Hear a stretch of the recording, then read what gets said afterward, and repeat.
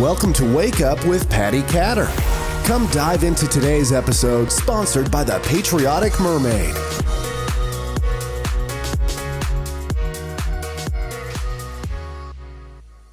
Hello, everybody. You are listening to Wake Up with Patty Catter. I have a very special guest today, Timothy Dix. Timothy, welcome to the show. Thank you. Thank you for having me. I'm happy to be here and having a conversation with you today. Yeah, Timothy, you have such a long bio, and there's so many things I want to address. Timothy is one of the, I wouldn't say founders, but one of the guys from the get-go at HostGator, which is pretty awesome. And we're going to go ahead and talk about that. But first, I want you to tell our audience a little bit about your background, where you came from, a little bit about your childhood, and then we'll go from there. Sure. Yeah. So, I was born and raised in rural West Virginia, very small area, really, the primary jobs were coal mining and sawmills. The town that I actually went to was called Richwood because it was rich in wood.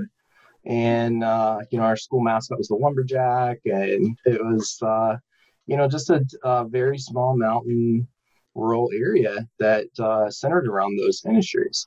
And really from a really young age, I had always felt kind of different and I wanted more. I would say, growing up, my dad worked in sawmills and was a coal miner, like most people there. And for multiple generations, I'd had, my grandpa worked in the coal mines, that was just kind of the goal there, because for there, in terms of the job market, those were the high paying jobs available, because coal mining is pretty dangerous and there's a lot of health risks with breathing in, all that. So, my family didn't have any entrepreneurial background or anything like that, and we had I would say my childhood was a pretty typical middle class childhood. We had always had everything needed, but I know that my parents always wanted to do more, but then they could. But we always had the basics and everything needed. So like I said, I'd always felt kind of different, and I did extremely well in school and was just always kind of like questioning.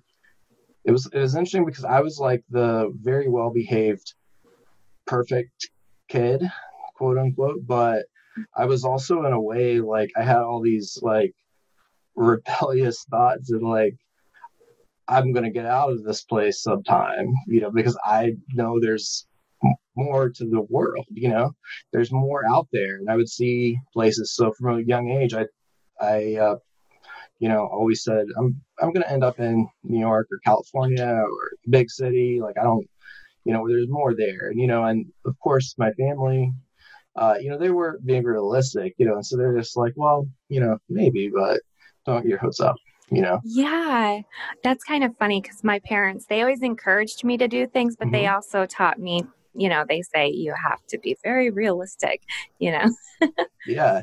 I mean, no one really in my, family, had went to college or anything like that. So even that was something that it's like, well, maybe, but I don't know how you're going to pay for that. And, but long story short, I got, on the internet, this was late 90s, so it's kind of the early days, got on the internet and, I'm really big on being resourceful. And I think that's one of the things that has helped me the most is just figuring out what resources do I have available around me?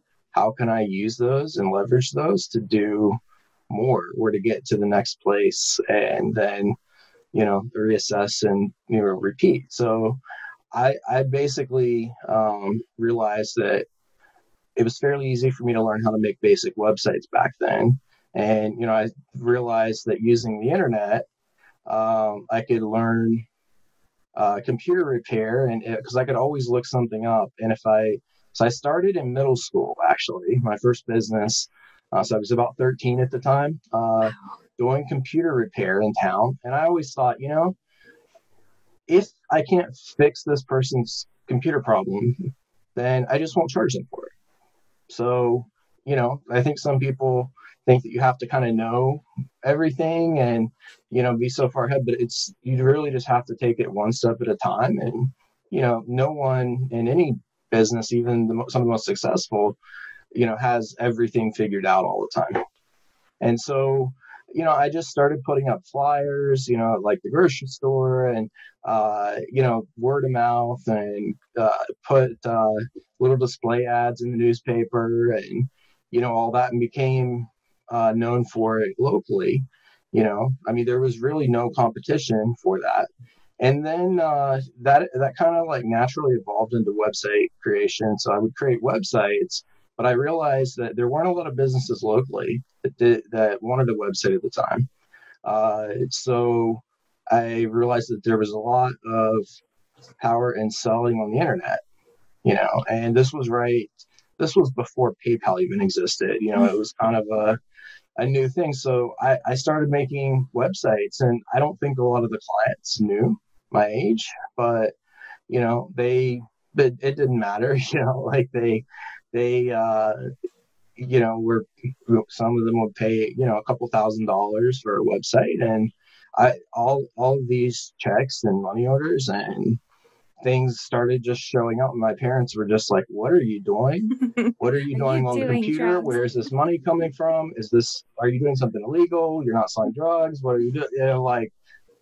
Because they didn't really even use the computer. So, they were kind of concerned, but they knew that they weren't really, that it was something that they weren't going to change their mind on. And then over time, basically from that point on, from middle school on, I've never made less than six figures. So I went into high school making six figures. And that was a really interesting transition because I was this quiet, shy, not very popular kid. And then suddenly I'm the local celebrity. Everybody wants to be your friend. I'm on the front of the newspaper. Their school was getting like media attention, and like it was good that I was actually in a small town in a way, because the school was very actually supportive. The administrators, principals, the teachers, because I did, I could do the schoolwork pretty easily, and so I would finish early, and then I would still be at school. And so there was like one teacher in particular, Jenny Jones, that was the business classes teacher. So she taught like accounting and keyboarding and all the different business classes that they had. And we became pretty close. And basically I had a workstation set up in the back corner of her classroom. And so when I would finish my work in high school, in other classes, I had a laminated hall pass and everything. So, because I would go fix teachers' computers and stuff. But when I would finish my work early, it was just a known accepted thing, and everyone was okay with it. I would slip off and just quietly, go to her classroom and go back to my workstation. She's teaching her class, but I just go back and I've worked on my business and kept building. So, wow. So that must have been a little bit of a challenging time for you, because as a teenager, you're already trying to figure out kind of who you are, what you're about. And then you probably had some people try to use you, especially at that age, I'm assuming. So that must have been really... well, yeah, there was definitely like everybody suddenly wanted to be my friend. Everyone, suddenly was very, very nice. Like I didn't really have that many negative reactions. I think there were some that maybe they didn't, it's kind of like they heard about it, but they didn't really think that it was true, things like that. They're like, well, I don't think he's really making money, but it was an interesting time. But for the most part, it was pretty positive. And, I got from there, making websites, I realized that people need web hosting when they make a website. And for anyone who doesn't know, web hosting is kind of like the cloud or the servers that the website is stored on, so that when you access it from your computer, it connects through the internet to that server and that's called web hosting. So it's kind of like the internet access on the other side of a website, if that makes sense. Mm-hmm. And what I realized though was that people needed web hosting. I was making these websites, but web hosting was something that you had to pay every month for. And so that was kind of my thing. I'm like, I kind of like this recurring income thing where, it's like a subscription and they just pay every month, because once they're set up, I mean, if something went wrong, obviously you had to fix it, but, you could set people up and, they would just keep using the service because they had to have it to have a website. And so they would pay every month. So I got into the web hosting industry. And it started small and, grew, and actually ended up joining another larger web hosting company and kind of merging, my smaller business in when I finished high school and moved to upstate New York for a little bit. And then I got a call from a friend that, I knew from a message board. We didn't really have social media, a lot of it back then. That was like the MySpace days, I guess. And we had AOL Instant Messenger and our Motorola Razr phones. And you look too young for that. I'm 34, so. Wow. But basically it's something that I got a call, from a friend of mine, and he said, hey, I've started HostGator, new company. And he was like, I think, they were up to like 9 people at the time. And he's like, it's starting to take off. Like, I know, the industry well, the business side, and all the formalities and all that. And do you want to move down to Florida and join? And so I went down to Florida, and it was kind of I don't really know what you're going to do, but you pick your title and do stuff and help tame the chaos and grow. And so I was the COO of HostGator, and we were in at the time, tiny little 1,500 square foot office in a strip mall, very crowded, because we kept hiring and hiring. Soon realized that South Florida was not the best market to hire tech support people in. And so we looked at other locations, and really for business reasons and the taxes and real estate prices and quality of life that our employees could have, we moved to Houston about 6 months later. And so we went from this 1,500 square foot little office to the company buying a 35,000 square foot building. And, we had tenants on 3 floors. And then we had 1 floor, and we're like, we'll never fill this floor up. I mean, the tenants paid rent that would basically pay for the building. And within a year, we were not renewing leases because we moved gradually. It's like, well, let's take the 3rd floor now, the 4th and the 3rd. No, we need the 2nd floor. No, the credit union on the 1st floor has got to move out, and so it just kind of went, and we hired hundreds of people within a year of moving to Houston, just to keep up with growth. And there was a point where it was so hectic that, we were hiring for customer service jobs. Our main criteria at one point was take this typing test, see how fast you can type. And that was the main criteria, because we just needed people very quickly. We were growing so fast. And we ended up growing that company, pretty much organically. And, we ended up growing to having, over 10,000 servers, hosting about 3 million websites. I think at the peak, definitely 1,000 or so employees, pretty close, give or take. And so it was definitely a crazy ride. The founder was 3 years older than me. We have the same birthday actually, but 3 years older.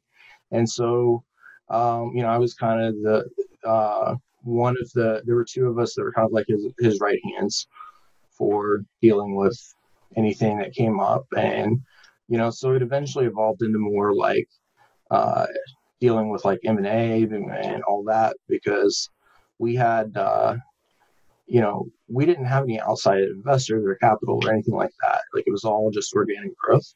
Wow. And we did a lot of paid advertising, but we were reinvesting money that, was coming in. We didn't have the only debt that we ever had was a, mortgage for the office building. And, so we had all these companies, wanting to buy, and, so I dealt with a lot of the M&A, talk to them like to see, because it was always kind of like the answer is no, unless it's like an obscene, crazy number, and eventually, Brent, the founder there, basically said, "Can you please go start another business?" And I'm like, "Well, I kind of don't want to. I'm kind of, things are good. Like we've got kind of a rocket ship here, I like it, And he was like, "But I need diversity, And so his thing was, he was so heavily invested since the company was reinvesting, and he owned 100% of the company, So he was reinvesting. He was like, he's like, I don't really care what it is, but I trust you. Obviously, we have that background. He's like, go start something. I will invest whatever you need in it, and I want a minority share in it." And he's like, "So I have some diversity." So I thought, what is more, web hosting was recurring subscription, and I liked that, but I thought, how can we go broader, where more people need it? And so I launched a voice over IP phone company, VoIPO, VoIPO.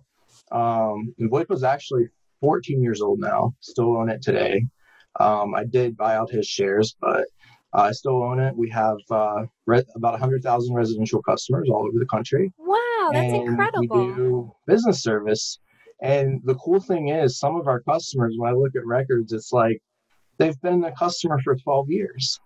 We have, a ton of customers that have been with us, for that long, paying their phone bill every month. So, I love that. And then basically, so whenever that business started taking off, I kind of phased out of HostGator and was just kind of selectively involved, and moved, because I didn't care for the weather in Houston, and ended up moving out to Southern California, in Orange County, Irvine. And, because I was at a point then where, the business was doing well, and it was definitely not a good decision if you look at it from a business perspective, because we were going into moving from Texas to California was higher cost of living, taxes, regulations, all of that. But I was kind of at a point where I had already made enough money that I'm kind of like, it's more of a lifestyle choice. Quality of life is so important. Right. And so, I've been out here for about 10 years now. HostGator, a few years later, someone finally offered the magic can't pass up number, which was several $100 million. And HostGator was sold about 5 years ago. So that was a nice win for everybody involved. And it was a crazy exit. And then after that, I still run VoIPO, but, I did start exploring more. I did some angel investing, invested in a lot of companies and started doing consulting for them, and just kind of exploring, because I just love entrepreneurship. I love business and just a variety of industries, even though my background's mainly SaaS, like software and subscription and things like that, software as a service. But like, I started really seeing a lot of patterns, and with consulting clients, in terms of being able to come in from the outside. And since we had to learn by fire, building HostGator and building my, even younger, building my other businesses, I just figured everything out. And with HostGator, we had to figure everything out. It was like we didn't expect to have like 500 or 1,000 employees. I mean, it was like we just never imagined that the growth would be like that. And we were like, we had an affiliate program that we were paying out millions of dollars a month in commissions. We had like 40,000 resellers. It was just insane, and managing all that. But so I think that really helped to be able to go into a lot of companies that maybe they're in a different industry, but the perspectives and things that I had and the lessons that I had learned, I could help them find those little blind spots very easily and tweak their businesses. And so I started doing a lot of consulting, because VoIPO was honestly kind of running itself to an extent. It's like, it's phone service. We are working on some really cool, more innovative things now, mainly with business texting and analytics. But that's kind of something new. But basically, we're working on that, and so getting more back into it. But with the consulting, kind of just started loving just investing in companies and consulting with them, or consulting for equity. And obviously, in all of our companies, we had, or in all of my companies and HostGator, we had always done our marketing in house. We never used an agency or anything. So, I'd spent if I don't count HostGator, I know I've spent at least $10 million on AdWords, just in other things. And HostGator, we were spending so much money that we couldn't find anything else to do. We were literally maxed out in our Facebook rep, Google, and all these ad networks were just like, we just can't sell you any more ad space. Your budget is like as high as it can go. It's just, there's not enough space available for what you want. So we sponsored a UFC fighter, had NASCAR, all this stuff just to try to do more.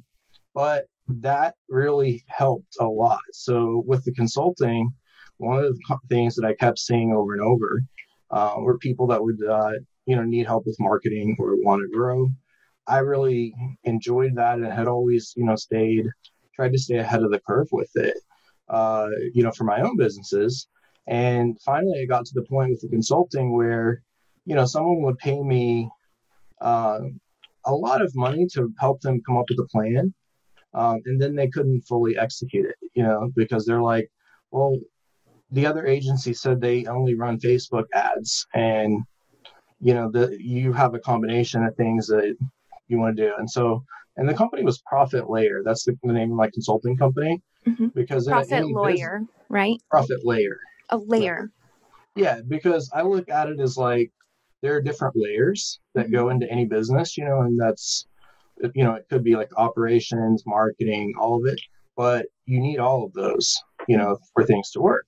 And then within each layer, like within the marketing layer, there are all different types of marketing that you can layer together. So you could use a combination of whether it's like YouTube and Facebook ads and organic and referrals and setting up affiliate programs. And it's different for every business. And so we take like a consultative approach where most agencies come in and they're like, we're a Facebook ads agency. We run Facebook ads. That's what you're going to do.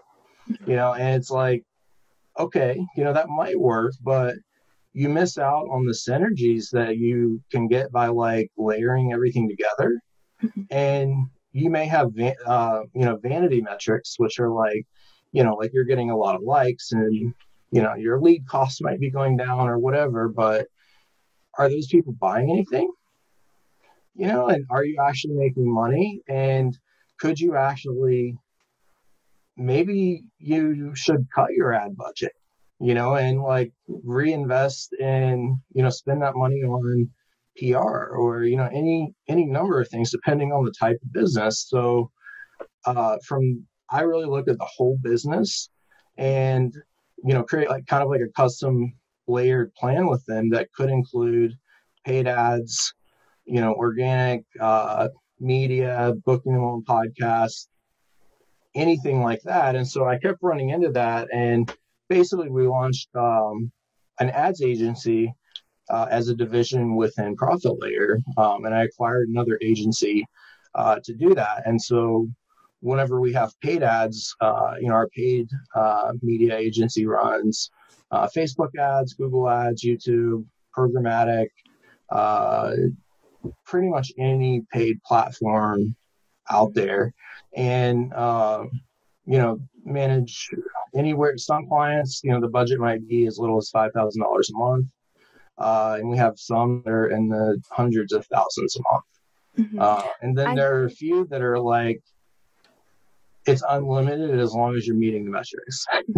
I love that you have that layer effect, because I've contacted different people to try to find advertising for either my podcast or my new business, and there's not that layer there. And I feel like everyone's trying to sell me one thing. They're trying to sell Facebook ads, or they're trying to sell Google, and you want that real good balance. So I love that. Yeah. The other thing I have to say is I love your heart. Anybody who's an angel investor has such a different heart than the typical business person. And I want to point that out because some people may not know what an angel investor is, but, and I can't speak for you personally, but I know other angel investors who are looking for good causes to actually help. And they're not just money hungry for it.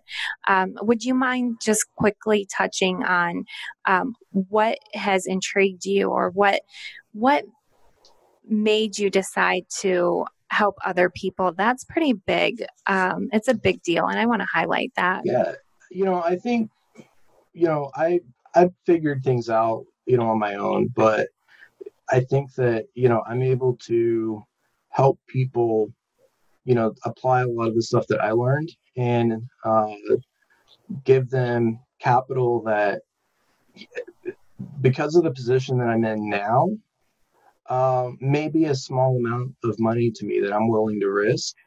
But for them just starting a business, like it could be even like $10,000 is huge for a new business, mm-hmm. And so, but for me, like I can afford to lose $10,000, or, my investments are usually anywhere from 10 to, maybe on the high end, a couple $100,000. So it's small rounds, and it's kind of like, not like I'm really looking for people that, they have the desire, they're willing to work hard, they have like a viable product and idea, and they're not like, yeah, I want to start a business and to make a lot of money. Mm-hmm. Because if you're just focused on the money, you're probably not going to have that much success. Yes. So I look for people that they have everything else. They're like, I have a really cool idea. Or it could be as simple as maybe they don't have a crazy new innovative idea that is going to be something brand new to the market. Maybe they're just saying, I can take like a very straightforward, simple service and I can do it a better way. Mm-hmm. Or I can add just a little bit more to it to do it at a higher level of service. Like, maybe it's like, like lawn care or service businesses or anything like that. It doesn't have to be like some crazy invention or software or something, because I love small business.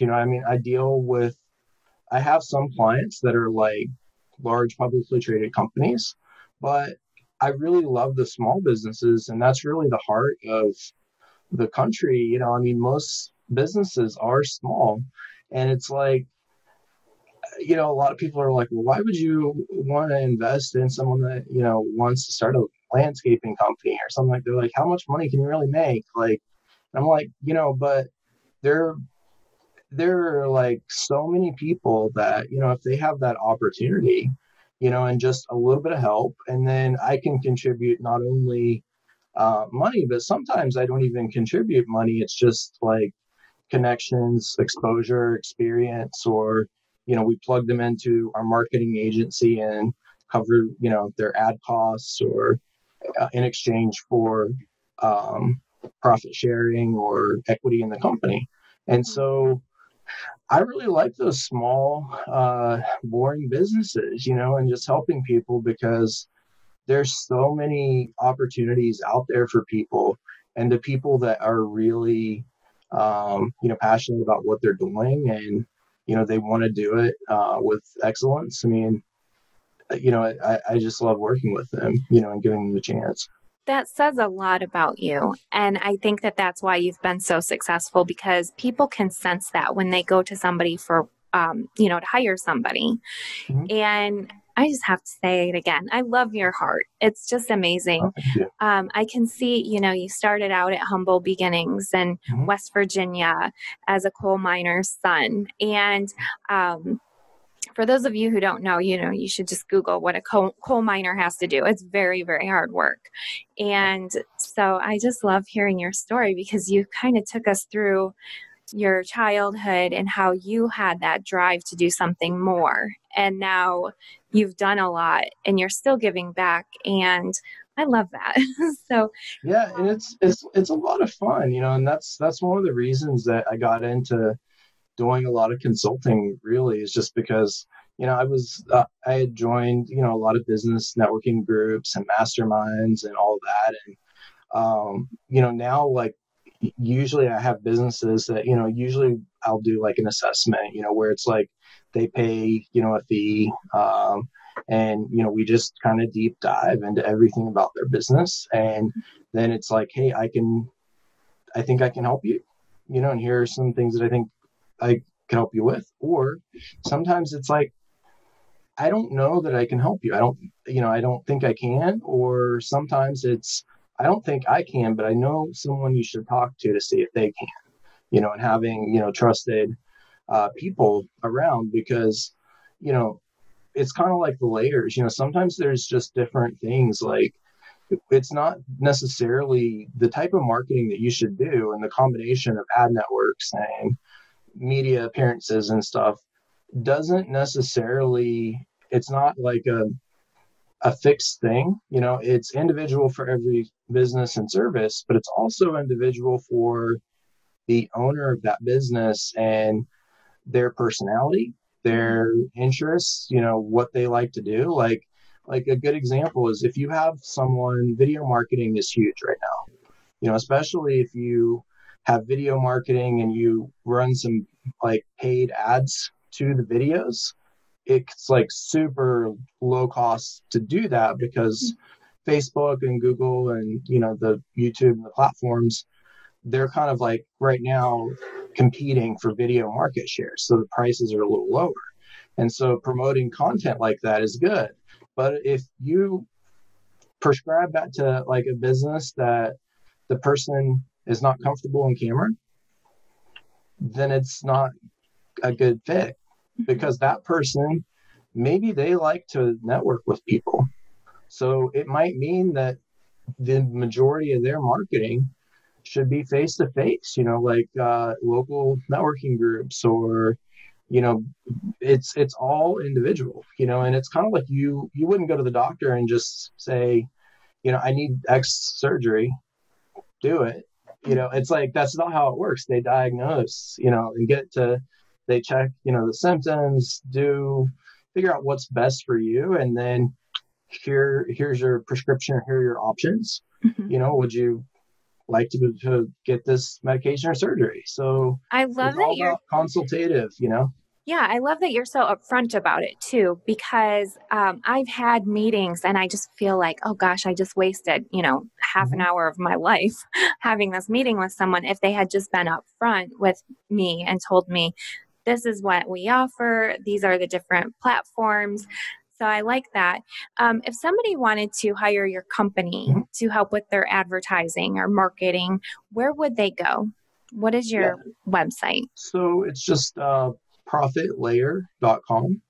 Or they can find me on pretty much any social media platform, Timothy Dick or Profit Layer on social media. The majority of our business is all word of mouth, so we don't advertise a lot, but we are out there. And the main criteria, that we're really looking for and the people we're able to help marketing wise are the ones that they already have a product or service. They maybe are selling a little bit of it or a lot of it. Basically, they just have some kind of product or service that's existing that they're selling some of. And then we can help them scale up. And we also do a lot of audits, like where if they are doing paid advertising on Facebook or Google or any of the major networks, we can go in and just kind of do a quick audit and almost always tell them, hey, like 30% of this is not it's not even being tracked. So how do we know, and we always find huge savings there.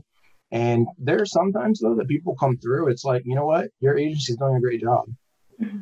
So, we're not going to try to like convert you because, we just don't believe in that. And so we, like I said, we work with, small businesses that have a budget of like a few $1,000s a month or things like that. Some of our larger clients, if you're into personal development and that space, probably recognize some of them, Steve Sims, Jay Abraham, Harbecker. We run, all their marketing for their online courses. There's some of the larger ones, and then there's obviously like SaaS and tech, and then beyond that, so we have the marketing, and then I also do just standard business consulting where it's just kind of like, here's my business, here's what I've got, here's what I think my problem is, and I either want to grow or I need to streamline or whatever the case is, where I'll just literally just spend a few hours on like that diagnosis kind of call and just figure out, can I help or not? Because sometimes there are just little connections that I have, or maybe it's like, hey, I know this other person has an audience and they have a big list, and if you would just pay them a commission, they would just tell all their customers about you, and you would get business from that. So, I just basically take all the resources and info that I have and just see if I can help them or not. So That's for that, huge. people just reach out to me and, we set something up and go from there.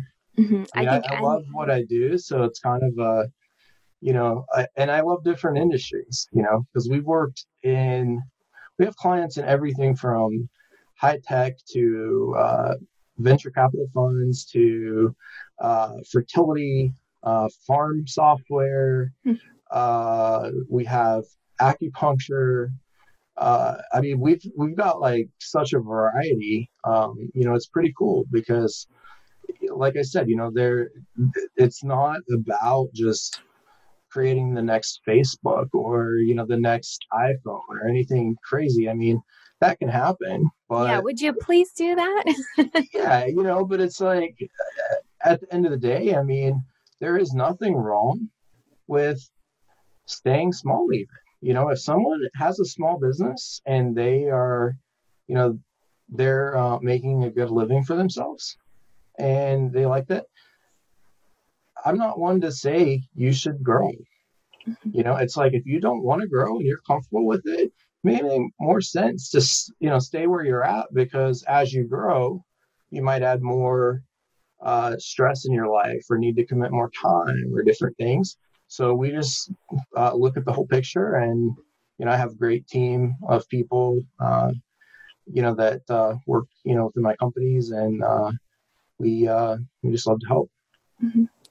Excellent. Timothy, thank you so much. And everybody who's listening, I'm going to have Timothy's social networking attached to all of the description of the show. We'll put it on our social media as well. We'll tag you, Timothy, for sure. Thank you again for joining us. And is there just one little bit of information you could maybe give somebody who's considering to start a business right now? What would you say one of your biggest pieces of advice would be? I think one of the biggest things is just to realize that